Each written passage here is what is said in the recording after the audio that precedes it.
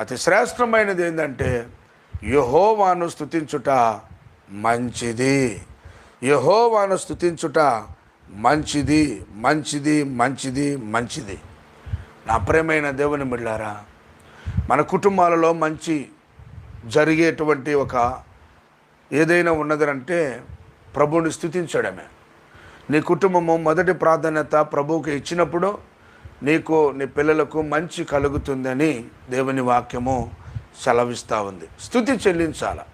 ఆయనను స్తుతించడంలో ఆ స్తుతి ద్వారా మన స్థితి మారుతుంది. దేవుని బిడ్డలారా, మనము ప్రభువుని స్తుతించడము ద్వారా ఆ స్థుతి మన స్థితిని మారుస్తుంది. ఆ స్థితి మన కుటుంబాల యొక్క విధానమును మారుస్తుంది, మన ఆలోచనలను మారుస్తుంది. ప్రభుని